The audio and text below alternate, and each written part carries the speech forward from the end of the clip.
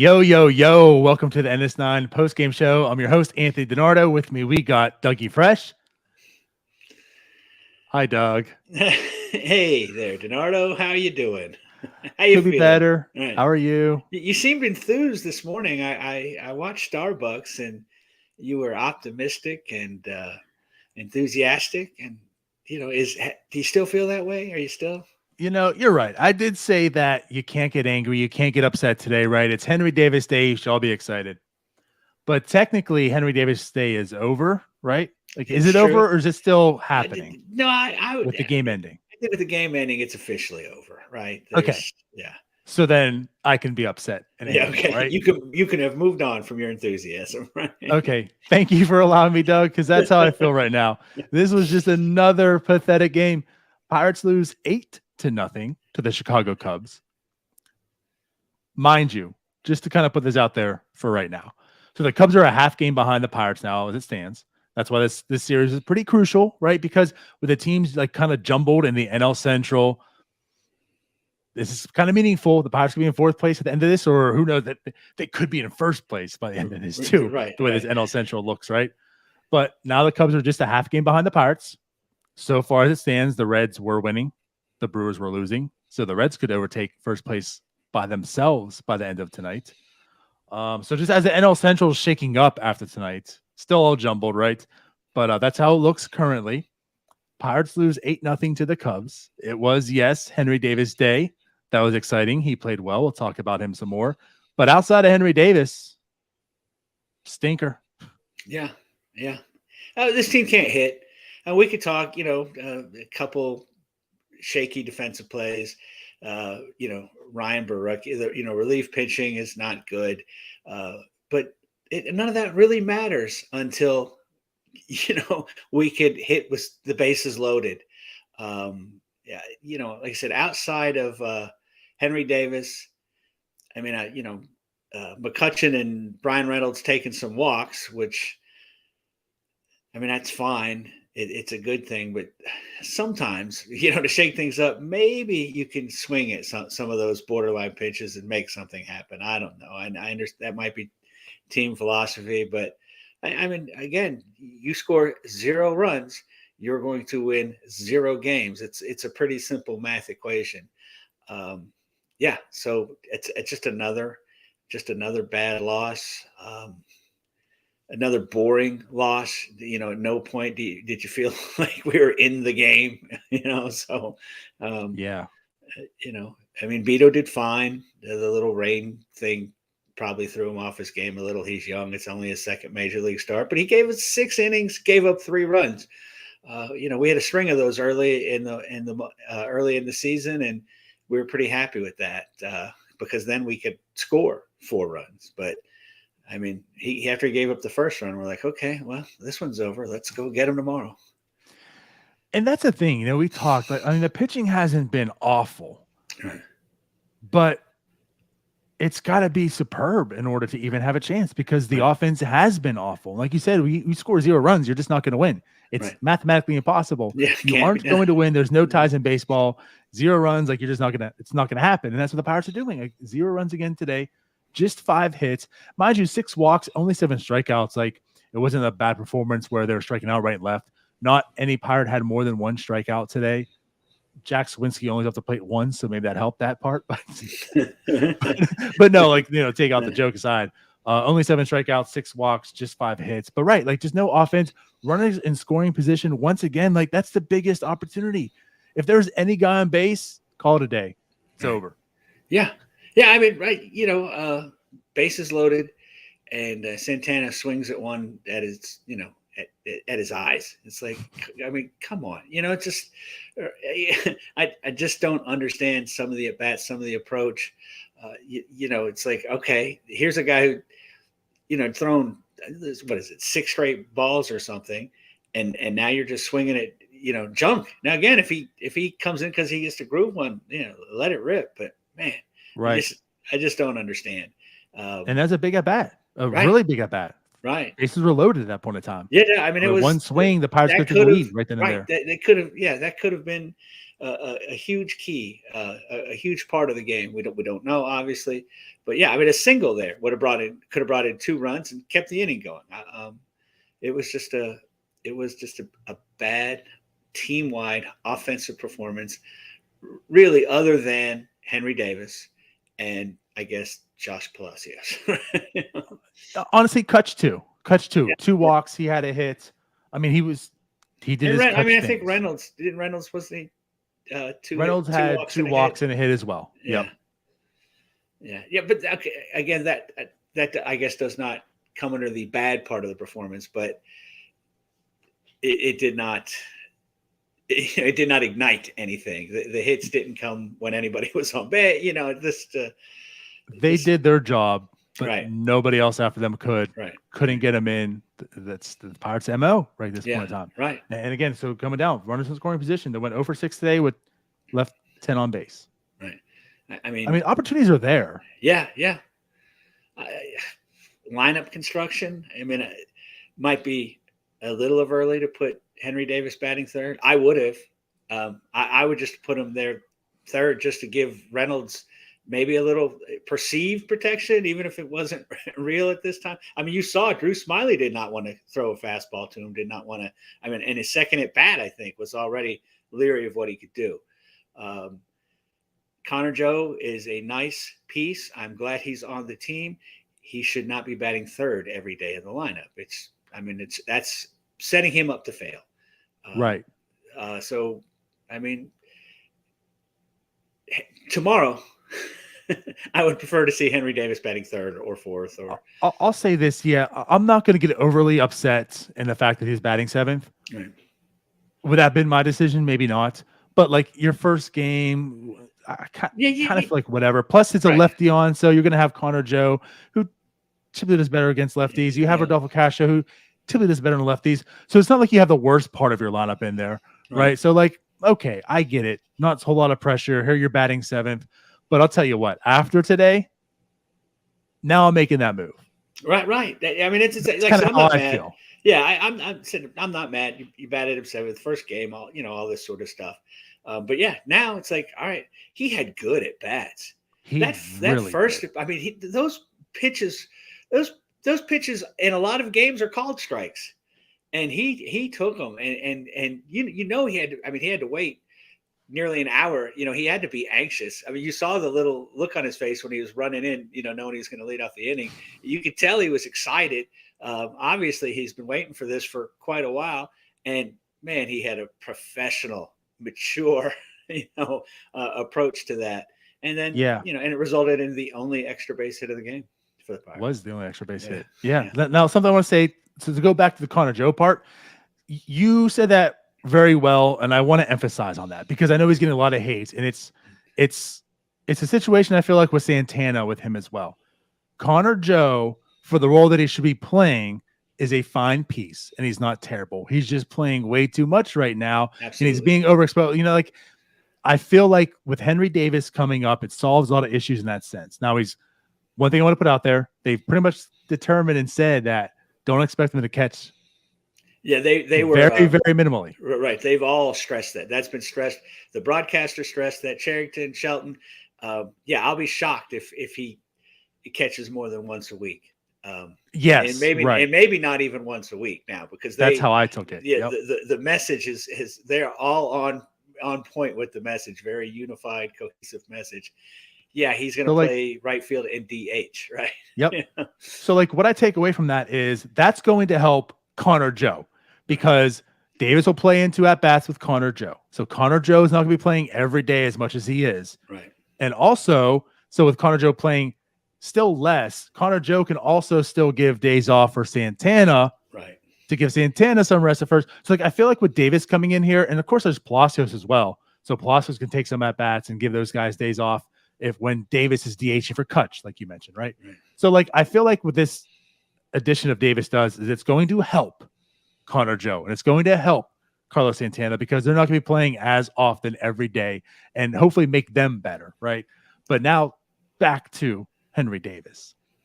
He looks the part. Now, I don't want to overreact because it's one game, but like you said, his at-bats look really, really good. Not only pitch recognition, like everything, like he also, the 2 times he made contact today, right? The double, as you mentioned, the only double in the game, 106.2 off the bat. The second time he made contact, 392.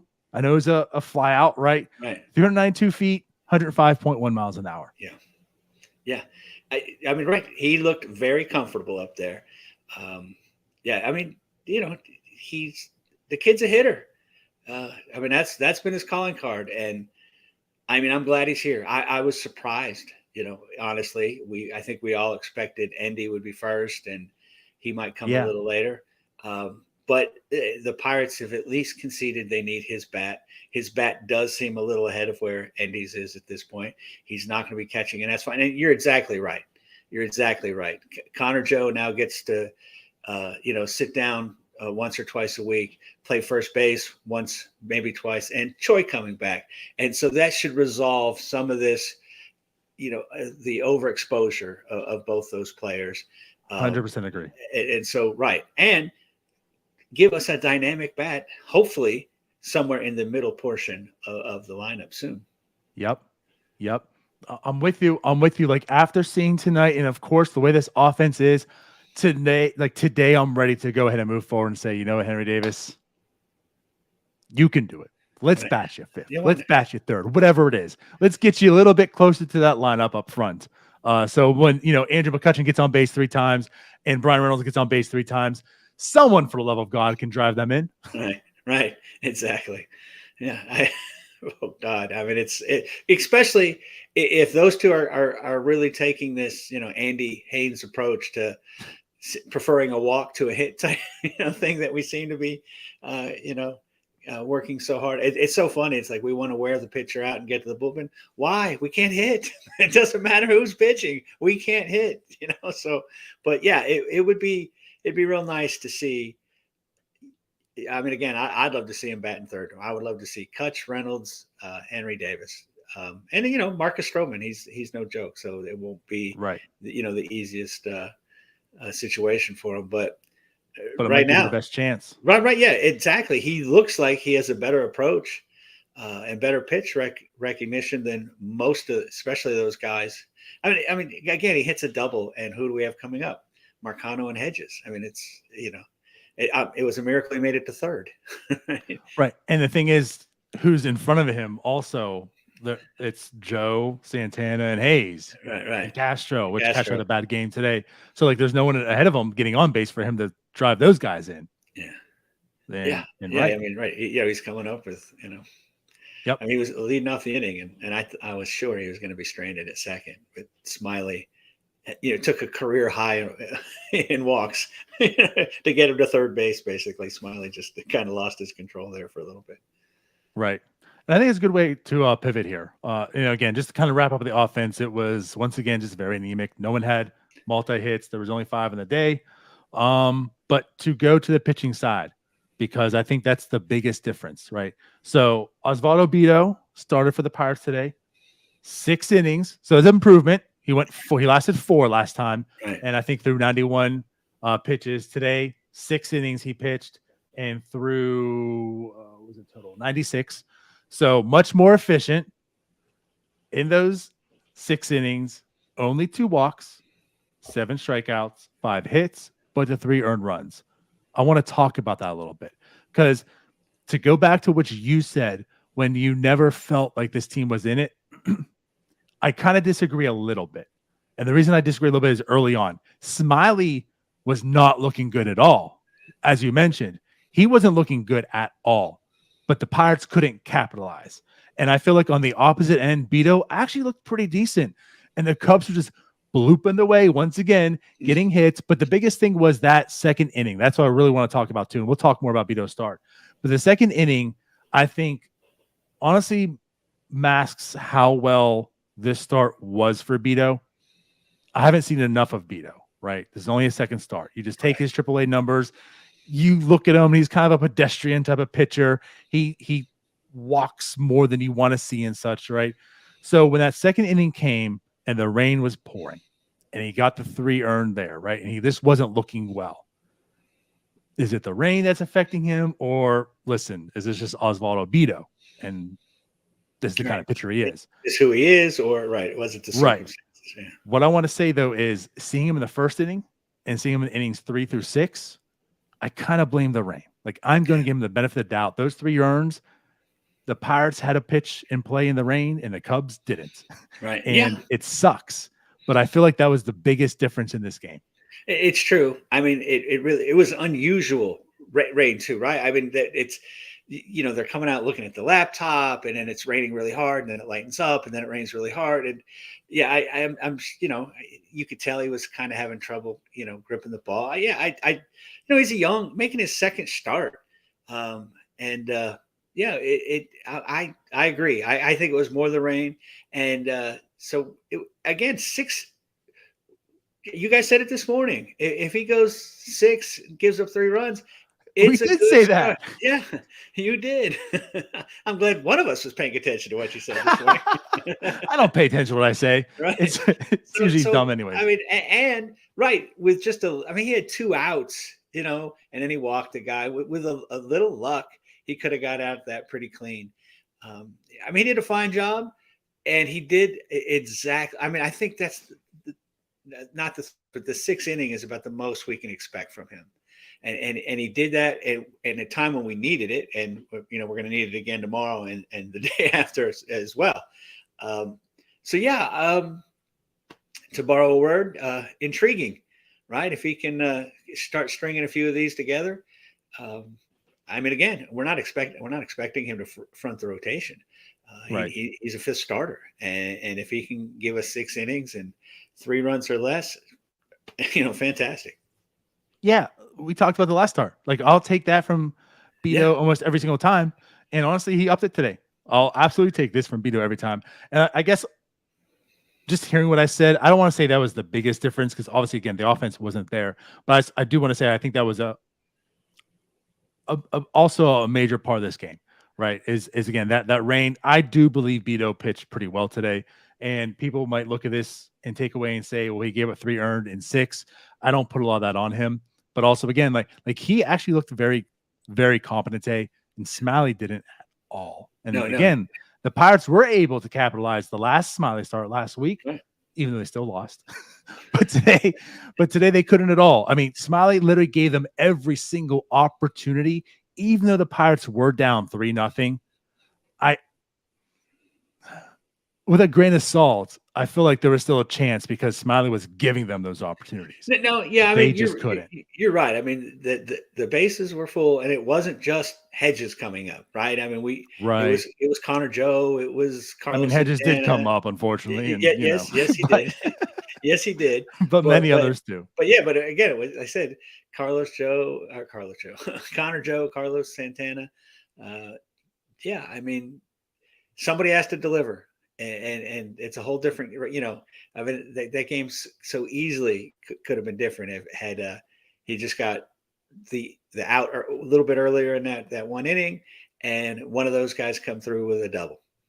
Yep, 100%. Like that, they could have been in the game, and then maybe that makes them utilize the bullpen a little bit differently, and it doesn't get out of hand, even later in the game and such.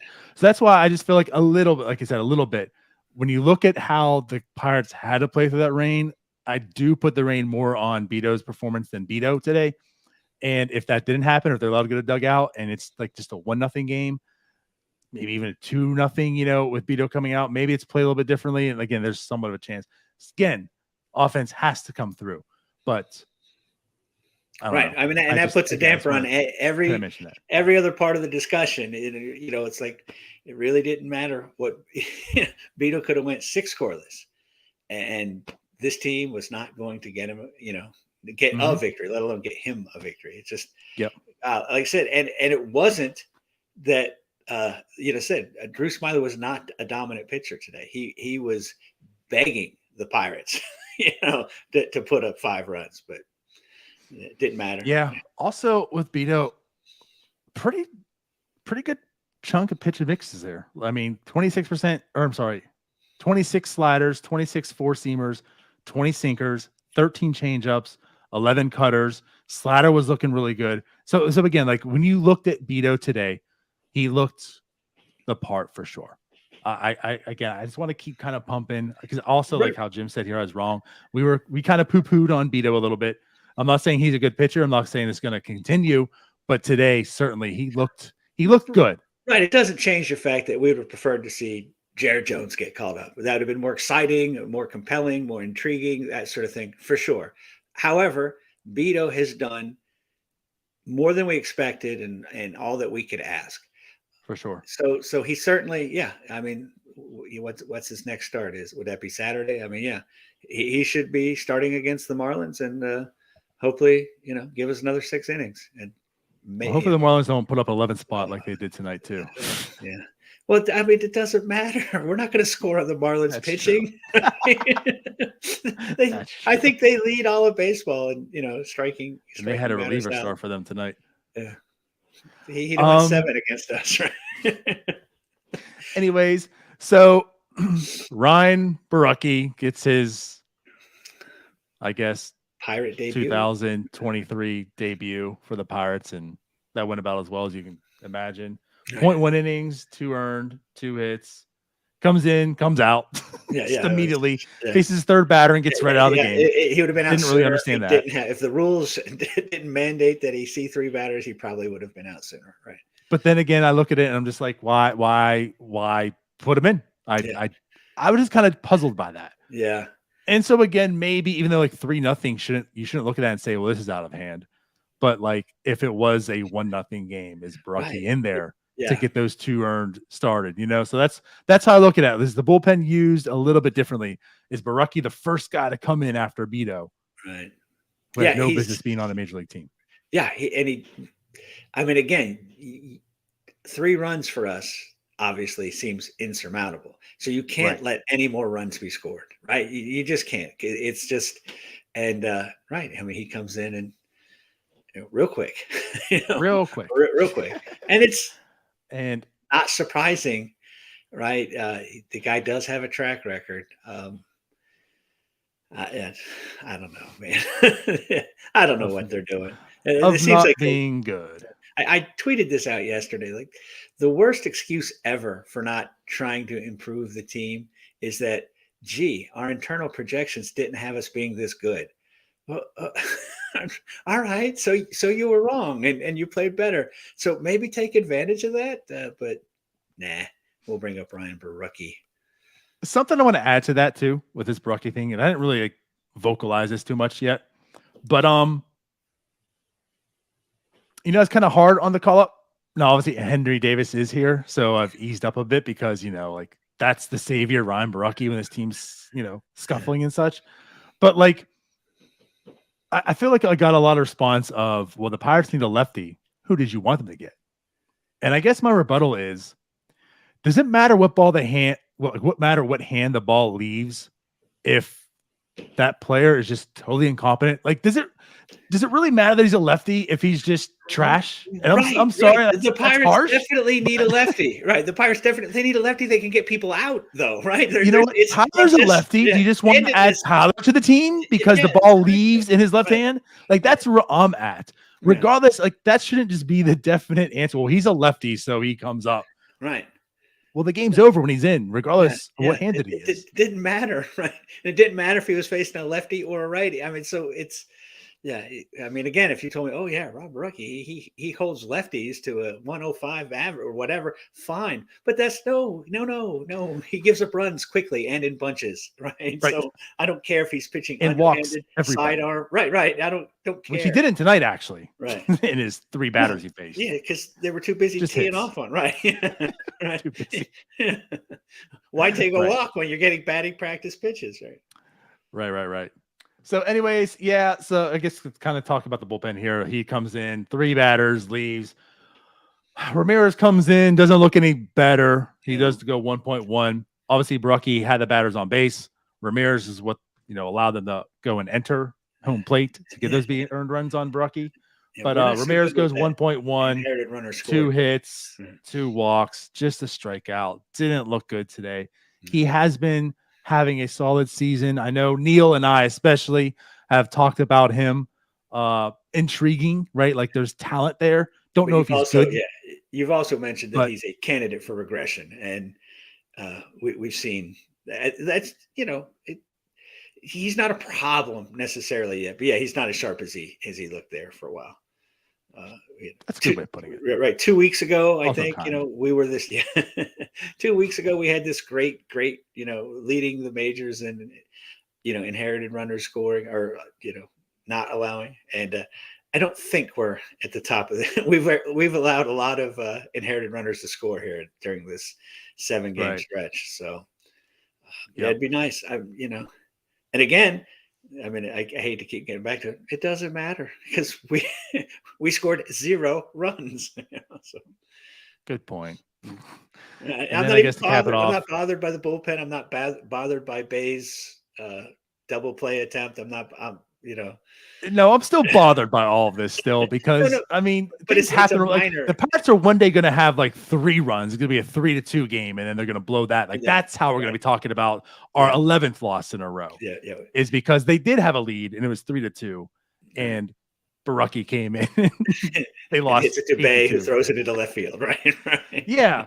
But no, I mean, Gary De Los Santos, he also he finishes the game. He goes 1.1. He looked solid. A hit, Yeah, walk, 2 strikes. He was getting calls. I mean, that slider looked good. He kept throwing it, not in the strike zone, getting the call. So I mean, I would keep doing it also if I'm getting the call. But I mean, De Los Santos looked solid. I mean, he certainly was an intriguing piece last year. You expected him to do more this year, and he hasn't been.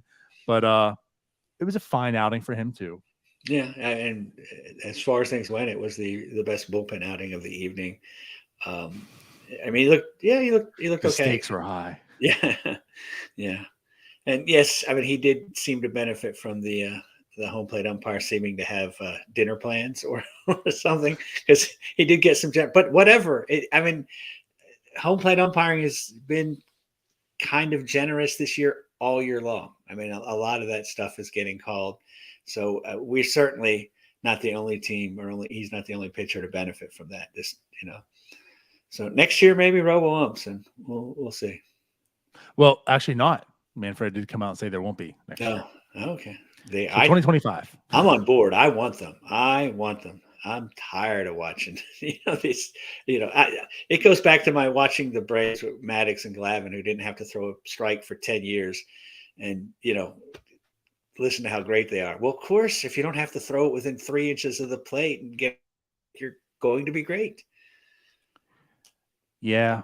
Well, thing is, as Pirate fans can probably relate, when that happens and robo umps come into play, the Pirates will have those type of pitchers, and then they won't be good because they're not getting the calls. Yeah, that's there. Right. You go. Exactly. We'll have these guys that somehow or another. Like Mitch Keller's getting these calls, right? And it's not going to happen. Like Rich Hill, they'll all turn the pumpkins. Anyways, get away from that. Back to the game here. I guess just to finish this up, the defense also. I mean, what was G1 Bate doing a second? Like he goes and makes a fantastic play. I mean, I gave him props because he made that diving play on the other side of second, got the guy out. Fantastic play. Right. Once again, showing and displaying his athleticism, which is why you think like he could be a competent defender.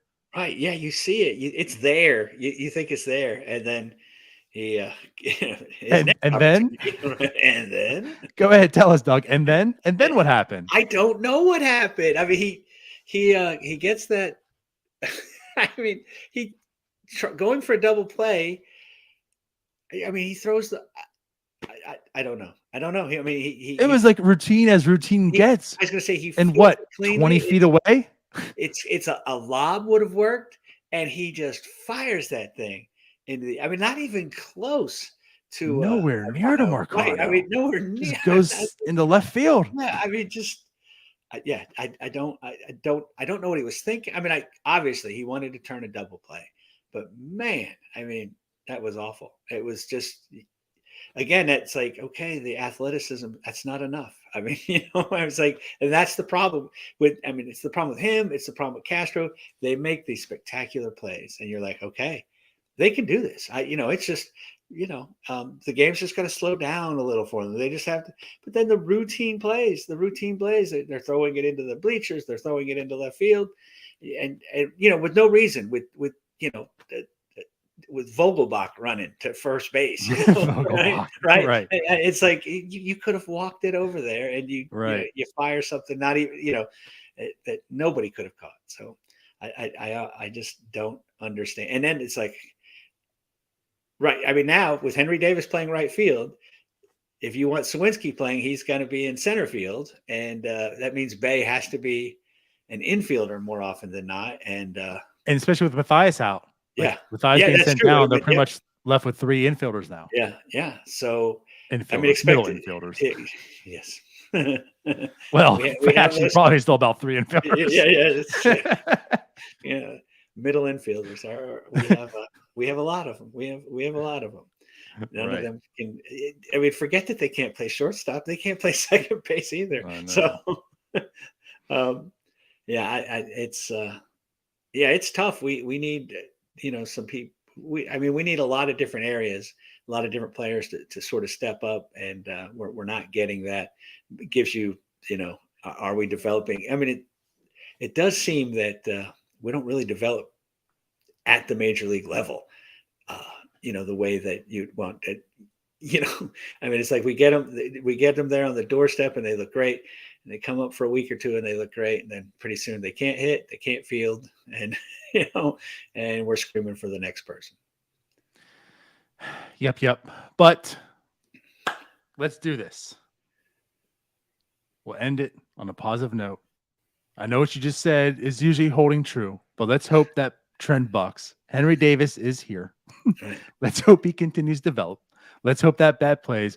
I'm also intrigued to actually firsthand see the defense in right field play. Because seeing highlights in AAA, there's some intrigue there. But yes, Henry Davis is here. Pirates have lost once again. I understand it. Let's just hold on to Henry Davis is here.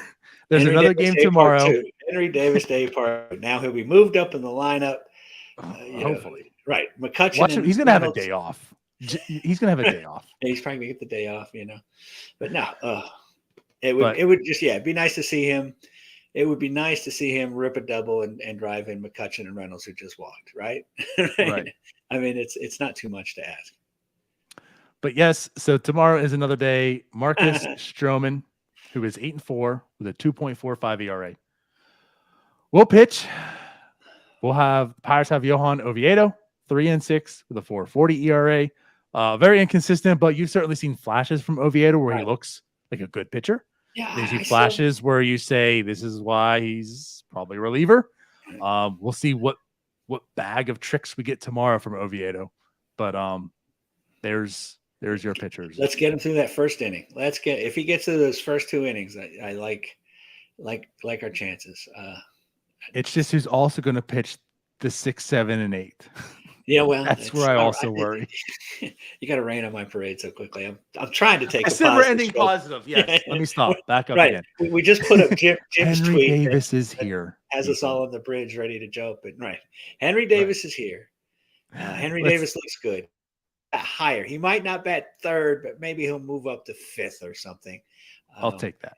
He'll have an opportunity to drive in some runs. Yes, exactly. Baby steps. And hopefully Andy's coming up, July 1st or something. We'll see. Yeah. All right. Trying to be optimistic. Let's get out of here, Doug. All right. Before we ruin it again. So we'll see you tomorrow. Let's go Bucks. Let's go Bucks. There you go. We'll see you guys later. Thanks for watching. Greatly appreciate it. All right. Good night, Bye-bye. guys.